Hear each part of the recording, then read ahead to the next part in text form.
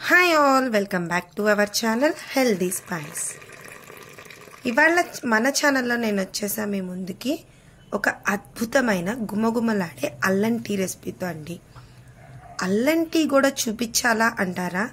చూపించాలండి. కొంతమందికి ఈ అల్లం టీ అనేది పర్ఫెక్ట్గా ఎలా చేయాలో తెలీదు. ఇక్కడ నేను చూపించే విధంగా చేసి చూడండి, సేమ్ బండి మీద దొరికే దానిలాగా వస్తుంది. దీనికోసం ముందుగా ఇలా 1 ఇంచ్ అల్లం ముక్కను తీసుకోండి. ఆ తర్వాత 1 కప్పు పాలు తీసుకోవాలి. ఇప్పుడు ఒక 2 ఇలాచీ తీసుకోవాలి. యాలక్కాయలు అంటాం కదండి, వాటిని తీసుకోండి. పంచదార. ఈ అల్లం టీని ఎగ్జాక్ట్ నేను చెప్పినట్టు ఫాలో అవ్వండి, మీకు చాలా పర్ఫెక్ట్గా వస్తుందండి. అలాగే టీ పొడి. టీ పొడి అనేది మీరు ఏ బ్రాండ్ అయినా తీసుకొచ్చండి, ఏ కంపెనీదైనా ఓకే. ఇప్పుడు ఇలా దంచేది తీసుకుని అల్లంని బాగా వాష్ చేసేసుకొని పైన తొక్కు తీయకుండానే ఈ విధంగా కచ్చాపచ్చాగా దంచుకోవాలండి. మీ దగ్గర ఇలా దంచుకునేది లేకపోతే మిక్సీ అయినా వేసుకోవచ్చు, కానీ అల్లము ఇక్కడ నేను చూపించే విధంగా కచ్చాపచ్చాగా దంచుకుంటే బాగుంటుంది. మిక్సీలో వేసుకునేటట్టయితే పల్స్ మోడ్లో తిప్పుకొని వేసుకోండి, బాగుంటుంది.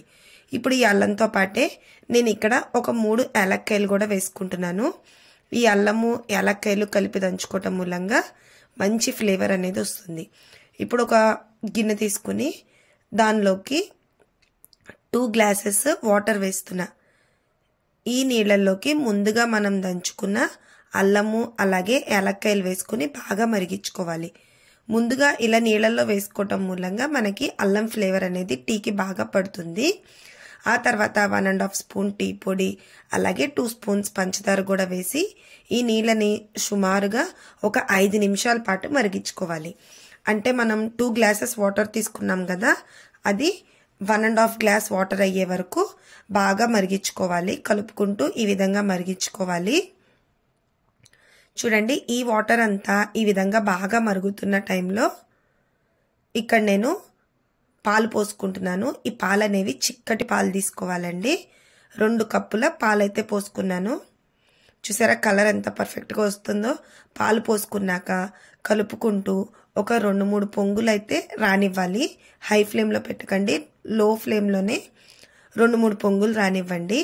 అప్పుడు మన టీ అనేది చాలా టేస్ట్గా ఉంటుందండి. చూసారా, ఈ విధంగా లో ఫ్లేమ్లో పెట్టుకుని పొంగొచ్చాక మీడియం ఫ్లేమ్లో పెట్టుకోండి. ఫస్ట్ పొంగొచ్చాక మళ్ళీ లో ఫ్లేమ్లో తగ్గించుకోండి.